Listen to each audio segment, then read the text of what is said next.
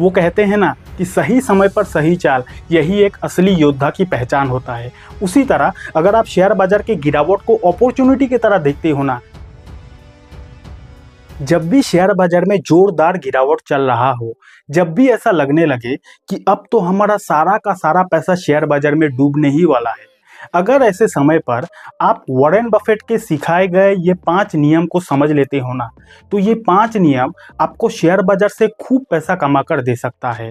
Recently मैंने Warren Buffett sir जी के ऊपर 5 नियम वाला वीडियो बनाया था, जिस वीडियो को 80,000 से भी ज़्यादा लोगों ने देख लिया है और काफ़ी सारे लोगों ने कमेंट करके बताया कि सर इस टॉपिक का पार्ट 2 वीडियो भी चाहिए। तो फाइनली पार्ट 2 वीडियो आ चुका है। इस वीडियो में भी मैं आपको वॉरेन बफेट सर जी का 5 गोल्डन नियम के बारे में बताऊंगा। ये एक ऐसा व्यक्ति है ना, जिनके सिखाए गए रास्ते को पूरा दुनिया फॉलो करता है। पूरा दुनिया इनके सिखाए गए रास्ते को फॉलो करके शेयर बाजार से खूब पैसा कमाता है। वो कहते हैं ना कि बेवकूफ व्यक्ति हमेशा खुद गलती करके सीखता है, लेकिन जो समझदार व्यक्ति होता है ना, वो किसी और का गलती से ही सीख लेता है। इसीलिए बहुत इंपॉर्टेंट वीडियो है। जब भी मार्केट क्रैश होने लगे, मार्केट में पैसा डूबने लगे, वैसे वक्त पर तो आपको इस वीडियो को जरूर देखना चाहिए। तो चलिए करते हैं इस इंटरेस्टिंग वीडियो की शुरुआत। सबसे पहले वॉरेन बफेट सर जी हमें यह सिखाना चाहते हैं कि bad news is an investors best friend, यानी कि जो भी शेयर बाजार में बैड न्यूज आता है ना, शेयर बाजार के बारे में जो भी नेगेटिव खबर आता है ना, वो नेगेटिव खबर इन्वेस्टर का बेस्ट फ्रेंड होता है। वो इन्वेस्टर हमेशा लंबे समय के लिए सोचता है, उनके लिए तो बैड न्यूज हमेशा बेस्ट फ्रेंड की तरह होता है। यही वॉरेन बफेट सर जी हमें सिखाते हैं। ऐसा वो इसीलिए बोलते हैं कि मान के चलते हैं कि हमारा जो शेयर बाजार है उसके बारे में कोई खराब खबर आ गया, जो हमारा निफ्टी 50 है उसके बारे में कोई खराब खबर आ गया, तो अगर खराब खबर बैड न्यूज आता है तो हमारा निफ्टी 50 डेफिनेटली गिरेगा। अच्छा, निफ्टी 50 गिरेगा, लेकिन जब भी निफ्टी 50 गिरता है ना, तो निफ्टी 50 कभी भी अकेले नहीं गिरता है। निफ्टी 50 कुछ अच्छे अच्छे गुड फंडामेंटल वाला जो कंपनीज का स्टॉक्स है उसको ले देकर निफ्टी 50 गिरता है। ठीक है, जब भी आप देखना निफ्टी 50 गिर रहा है तो कुछ अच्छा अच्छा गुड फंडामेंटल वाला स्टॉक्स भी गिरता है। इसीलिए तो सर हमें ये सिखाते हैं कि बैड न्यूज इन्वेस्टर का बेस्ट फ्रेंड होता है। अगर कभी बैड न्यूज शेयर बाजार के बारे में नहीं आएगा ना, तो कभी भी मार्केट में उतना गिरावट नहीं होगा, और अगर गिरावट ही नहीं होगा तो इन्वेस्टमेंट करने का अपॉर्चुनिटी कब मिलेगा। शेयर बाजार में इन्वेस्टमेंट करने का सबसे गोल्डन अपॉर्चुनिटी होता है गिरावट में। तो बैड न्यूज अगर कभी नहीं आएगा, शेयर बाजार में अगर सब कुछ हरियाली रहेगा हर समय, तो इन्वेस्टमेंट करने का अपॉर्चुनिटी कब आएगा। ठीक है, इसीलिए बैड न्यूज हमेशा बेस्ट फ्रेंड होता है इन्वेस्टर का। और ये जो बैड न्यूज होता है ना, वो हमेशा टेम्पोररी होता है। कोई भी बैड न्यूज परमानेंट नहीं होता है। अभी जो हमारे शेयर बाजार के बारे में तरह तरह का बैड न्यूज आ रहा है, FIS हमारे शेयर बाजार से पैसा निकाल रहा है, इन्फ्लेशन का डेटा खराब आ रहा है, डॉलर का वैल्यू बढ़ रहा है, रुपीज का वैल्यू कम हो रहा है, हर तरफ से जो बैड न्यूज आ रहा है, कोई भी बैड न्यूज परमानेंट नहीं है। एक ना एक दिन हर बैड न्यूज को गुड न्यूज में बदलना ही है। ठीक है, और ऐसे ही शेयर बाजार चलता है। शेयर बाजार में कभी गुड न्यूज, कभी बैड न्यूज, कभी गुड न्यूज, कभी बैड न्यूज, ऐसे ही चलता है। और बैड न्यूज में ही इन्वेस्टमेंट करने का गोल्डन अपॉर्चुनिटी मिलता है। वही वॉरेन बफेट सर जी हमें ये सिखाते हैं। ठीक है, ये सबसे पहला पॉइंट है। नेक्स्ट हमें वॉरेन बफेट सर जी ये सिखाते हैं इंट्रिंसिक वैल्यू, यानी कि वॉरेन बफेट सर जी हमें ये सिखाते हैं कि आप शेयर बाजार में अच्छे अच्छे गुड फंडामेंटल वाले कंपनीज के स्टॉक्स को तो खरीदो, लेकिन उन स्टॉक्स को आप सही भाव पे खरीदो। उन स्टॉक्स का प्रॉपर इंट्रिंसिक वैल्यू को चेक करके एनालिसिस करने के बाद ही खरीदो, क्योंकि शेयर बाजार में सही भाव पे खरीदोगे तभी आपका प्रॉफिट होगा। आप ये डिपेंड नहीं करता है कि आप कितना अच्छा कंपनी के शेयर को खरीद रहे हो, डिपेंड ये करता है कि उस शेयर को आप कौन से भाव पे खरीद रहे हो। ठीक है, इसको ऐसे समझो कि अगर आप 1 लाख का आईफोन को 5 लाख में खरीदोगे तो आपका फायदा होगा या फिर आपका नुकसान होगा। आप बोलोगे 1 लाख का आईफोन को 5 लाख में खरीदूंगा तो डेफिनेटली नुकसान होगा। अब जबकि आईफोन एक बहुत बड़ा ब्रांड है, उसके बाद भी आपने खरीदा और आपका नुकसान हो गया। क्यों? क्योंकि उस आईफोन को आपने सही भाव पे नहीं खरीदा है। यही बात शेयर बाजार में भी लागू होती है। आप कोई भी शेयर को खरीद रहे हो, उस शेयर को सही भाव पे खरीदो। और शेयर बाजार में कोई भी शेयर 3 फेज से होकर गुजरता है। एक पहला फेज होता है जब वो शेयर पूरा कंसोलिडेशन फेज में रहता है। दूसरा, उस शेयर में जबरदस्त रैली आती है। तीसरा, जब शेयर अपना टॉप लेवल से काफी ज्यादा गिरता है। ये 3 तरह का फेज आता है कोई भी शेयर में। तो आपको कोई भी कंपनी के शेयर में तब इन्वेस्टमेंट करना चाहिए जब वो शेयर अपना पूरा निचले स्तर पर हो, या तो तब खरीदोगे तभी आपका प्रॉफिट होगा, या फिर दोबारा एक मौका मिलता है। अगर ये मौका आपसे छूट भी जाता है, फिर से मार्केट आपको दोबारा मौका देता है। कब देता है? जब वो शेयर काफी जबरदस्त रिटर्न देने के बाद फिर कुछ दिनों के बाद अपना टॉप पोजीशन से गिरता है 20%, 30%, 40%, कई बार देखोगे 50% भी शेयर का प्राइस गिरता है।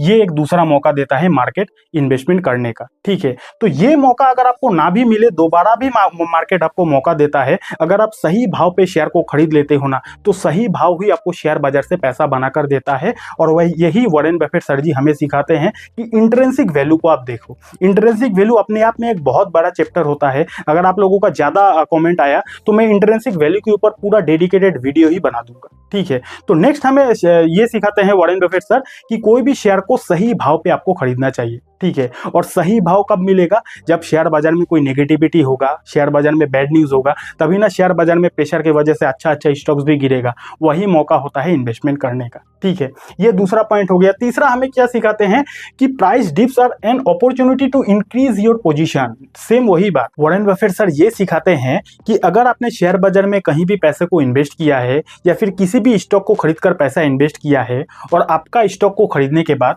अगर उस स्टॉक का प्राइस काफी ज्यादा गिर जाता है ना, तो ये जो गिरावट है ना, ये गिरावट आपके पोजीशन को इंक्रीज करने का एक बहुत बड़ा अपॉर्चुनिटी होता है। यही हम लोगों को वॉरेन बफेट सर जी सिखाते हैं। लेकिन ज्यादातर लोग इस चीज का बिल्कुल उल्टा कर देते हैं। अगर मैक्सिमम लोग क्या होता है कि स्टॉक को खरीदने के बाद उनका स्टॉक अगर 20 से 30% गिर जाता है ना, तो उस गिरावट के डर के वजह से, उस गिरावट के प्रेशर के वजह से वो लोग लॉस में ही शेयर को बेचकर मार्केट से आउट हो जाते हैं। और मार्केट से आउट होने के बाद वही लोग शेयर बाजार की बदनामी करते हैं। लेकिन रियल जो नियम क्या कहता है कि भैया शेयर बाजार में जब भी स्टॉक में गिरावट होती है, तो गिरावट में वो एक मौका होता है कि अपने पोजीशन को और ज्यादा इंक्रीज करने का। क्योंकि अगर कंपनी का फंडामेंटल अच्छा है, कंपनी का बिजनेस अच्छा है, तो गिरावट होने के बाद भी लॉन्ग टाइम में शेयर का प्राइस ऊपर ही जाएगा, अगर कंपनी का फंडामेंटल अच्छा है तो। ठीक है, और इसका एक और बेनिफिट होता है। बेनिफिट ये होता है कि मान के चलते हैं किसी भी स्टॉक का प्राइस है 100 रुपया। ठीक है, और 100 का शेयर अगर मान के चलते हैं गिरने के बाद 50 रुपये में आ जाता है, और अगर आप गिरावट में खरीदते हो ना, मान के चलते हैं 100 का शेयर 50 रुपये में आ गया, आपने 50 का भाव पे शेयर को खरीद लिया, तो आपने 50 में खरीद लिया ना, आपका खरीदने के बाद अगर ये शेयर का प्राइस अपना पुराना वाला भाव में ही जाएगा ना, पुराना वाला भाव यानी कि 100 रुपये का भाव में ही जाएगा ना, तभी तो आपका यहाँ पे पैसा डबल हो जाएगा। कैसे डबल हो जाएगा? क्योंकि भैया आपने 100 का शेयर को 50 में खरीद लिया, और 50 का शेयर अगर अपना पुराना वाला भाव में ही वापस जाएगा, तभी तो आपका पैसा डबल हो जाएगा। उसके बाद अगर शेयर का प्राइस और बढ़ेगा तो वो तो आपका एक्स्ट्रा बेनिफिट मिलेगा।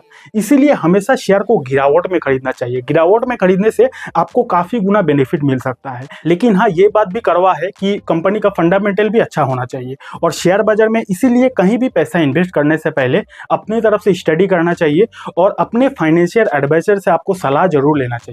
ठीक है, तो नेक्स्ट पॉइंट हमें क्या सिखाते हैं वॉरेन बफेट सर जी कि price dips are an opportunity to increase your position. अगर आपका स्टॉक का प्राइस गिरता है ना, तो वो एक बहुत बड़ा अपॉर्चुनिटी भी हो सकता है। दोस्तों, नेक्स्ट पॉइंट बताने से पहले अगर आपको वीडियो अब तक अच्छा लग रहा है तो लाइक कर देना, प्यारा सा कमेंट कर देना, और आपका शेयर बाजार में अभी तक कितना फायदा हो रहा है या फिर कितना नुकसान हो रहा है नीचे कमेंट सेक्शन में बता सकते हो। और शेयर बाजार में इन्वेस्ट करने के लिए आपके पास डीमेट अकाउंट की जरूरत पड़ेगी, तो फ्री डीमेट अकाउंट का लिंक आपको डिस्क्रिप्शन पर मिल जाएगा। वहां से आप बिल्कुल फ्री में अपना डीमेट अकाउंट को खुलवा सकते हो। और शेयर मार्केट के बारे में अगर आपको कुछ भी सीखना है ना, चाहे म्यूचुअल फंड के बारे में, एसआईपी के बारे में, ट्रेडिंग के बारे में, इन्वेस्टिंग के बारे में, तो आप हमारे यूट्यूब चैनल को विजिट कर सकते हो। हमारे यूट्यूब चैनल का प्लेलिस्ट में आपको शेयर बाजार की पूरी जानकारी बिल्कुल फ्री में ही वहां पे सीखने को मिल जाएगा। नेक्स्ट, वॉरेन बफेट सर जी हमें ये सिखाते हैं कि never invest in business you can't understand. यानी कि आपको कभी भी वैसे कंपनी के शेयर में कभी भी पैसा नहीं इन्वेस्ट करना चाहिए जिस बिजनेस को आप समझते ही नहीं हो। जो कंपनी क्या काम करती है, कहां से वो कंपनी पैसा कमा रही है, अगर वो चीज आप समझ नहीं पा रहे हो, आपके दिमाग से बिल्कुल बामसर जा रहा है, तो वैसे कंपनी के शेयर में आपको कभी भी पैसा इन्वेस्ट नहीं करना चाहिए।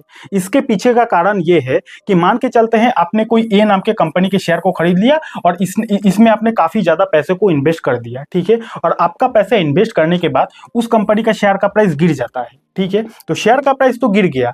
अब गिरावट होने के बाद आप ये डिसाइड ही नहीं कर पाओगे कि अब आगे और आपको क्या करना चाहिए। क्या आपको गिरावट में और खरीदना चाहिए, क्या आपको गिरावट में बेच देना चाहिए, इस चीज को आप डिसाइड ही नहीं कर पाओगे। क्यों डिसाइड नहीं कर पाओगे? क्योंकि ये कंपनी क्या काम करती है, ये कंपनी कहाँ से पैसा कमा रही है, ये तो आप जानते ही नहीं हो। तो जब कंपनी का बिजनेस का ही आपके अंदर समझ नहीं है, तो कंपनी का शेयर जब गिरेगा ना, तो आप डिसाइड नहीं कर पाओगे और इधर उधर भटकने लगोगे, यूट्यूबर्स को मेल करोगे, कमेंट में पूछोगे कि सर मैं तो बर्बाद हो गया हूं, मेरा नुकसान हो रहा है। लेकिन गलती की शुरुआत किससे हुआ? आपसे हुआ। क्यों हुआ? क्योंकि आपने वैसे कंपनी के शेयर को खरीद लिया जिस कंपनी का बिजनेस के बारे में आपको ज्ञान ही नहीं है। देखो, शेयर बाजार में कंपनीज का कोई कमी नहीं है। शेयर बाजार में 5000 से भी ज्यादा स्टॉक्स है, ठीक है। तो ज्यादा हुबुड़ दुबुड़ के चक्कर में, ज्यादा जल्दबाजी के चक्कर में उल्टे सीधे कंपनी के शेयर को ना खरीदा करो। वैसा ही शेयर को खरीदो जो कंपनी के बिजनेस को आप समझते हो, जो आपके भेजे में घुस रहा है। अगर आपको ऑटोमोबाइल सेक्टर का सॉफ्टवेयर इंजीनियरिंग वाला बिजनेस नहीं समझ में आ रहा है, कोई दिक्कत नहीं है, बहुत कंपनी का शेयर है। जो समझते हो वहीं पे पैसा लगाओ, जो नहीं समझते हो ज्यादा आप घुसने की कोशिश मत करो, ठीक है। क्योंकि ये शेयर बाजार उसी को पैसा देता है जो सिंपल तरीके से इन्वेस्टमेंट करता है। जो ज्यादा जल्दबाजी करता है, ज्यादा इधर उधर माथा मारता है ना, वही लोग इस शेयर बाजार में भटक जाता है, उन्हीं लोगों का पैसा डूबता है, ठीक है। इसलिए सर हमें ये सिखाते हैं कि never invest in business you can't understand. जो बिजनेस आपको समझ में नहीं आता है कि कंपनी क्या कर रही है, कहां से पैसा कमा रहा है, वैसे बिजनेस में आपको कभी भी पैसा नहीं इन्वेस्ट करना चाहिए। नेक्स्ट एंड आखिरी पॉइंट ये है, वॉरेन बफेट सर जी हमें ये सिखाते हैं कि someone sitting in the shade today because someone planted a tree a long time ago. Simple सा मीनिंग ये है कि अगर आप आज के डेट में किसी को देखते हो कि कोई पेड़ के छांव में बैठा हुआ है ना, तो हो सकता है उसने उस बड़े पेड़ को काफी लंबे समय पहले लगाया था, और लंबे समय पहले लगाया था जिसके वजह से आज वो पेड़ बड़ा हो गया है और उस पेड़ के नीचे वो छांव ले रहा है। इसका कहने का मतलब ये है कि सेम शेयर बाजार में भी ऐसा ही होता है। आज अगर आप शेयर बाजार में किसी का पोर्टफोलियो देखते हो कि उसने करोड़ों का प्रॉफिट किया है, तो भैया उसने जो करोड़ों का प्रॉफिट किया है ना, इसका मतलब उसने काफी लंबे समय पहले इन्वेस्ट करके रखा है और उसने काफी सारा चैलेंजेस को फेस किया है, काफी सारा मार्केट का उतार चढ़ाव को फेस किया है, काफी सारा मार्केट का क्रैश को फेस किया है, जिसके वजह से आज आप किसी का बहुत बड़ा पोर्टफोलियो को देखते हो। अगर आप भी आज के रेट में क्रैश को देखकर डर के भागते नहीं हो, अच्छे अच्छे गुड फंडामेंटल स्टॉक्स को खरीदते हो और गिरावट में भी उसको और एक्यूमुलेट करते हो, उसको लंबे समय तक होल्ड करते हो ना, तो कुछ सालों के बाद आपका भी पोर्टफोलियो बड़ा हो सकता है अगर कंपनी का फंडामेंटल अच्छा रहे तो। इसीलिए वॉरेन बफेट सर जी कहते हैं कि अगर कोई पेड़ के छांव में बैठा हुआ है, इसका मतलब वो पेड़ को उसने काफी लंबे समय पहले लगाया था। आपका भी पोर्टफोलियो जिस दिन बड़ा हो जाएगा ना, तो आप भी लोगों को यही बोलोगे कि मैंने इस इन्वेस्टमेंट को काफी लंबे समय पहले किया था और मैंने काफी सारा क्रैश को झेला है, जिसके वजह से आज मेरा पोर्टफोलियो इतना बड़ा हो चुका है, ठीक है। तो इस वीडियो का कंक्लूजन में मैं इतना ही बोलना चाहूंगा कि शेयर बाजार में दो तरह का लोग होता है। शेयर बाजार में दो तरह का लोग होता है। पहला लोग, जो लोग शेयर बाजार के क्रैश को नेगेटिवली लेता है। दूसरे टाइप का लोग होता है जो लोग शेयर बाजार के क्रैश को अपॉर्चुनिटी की तरह देखता है। वो कहते हैं ना कि सही समय पर सही चाल, यही एक असली योद्धा की पहचान होता है।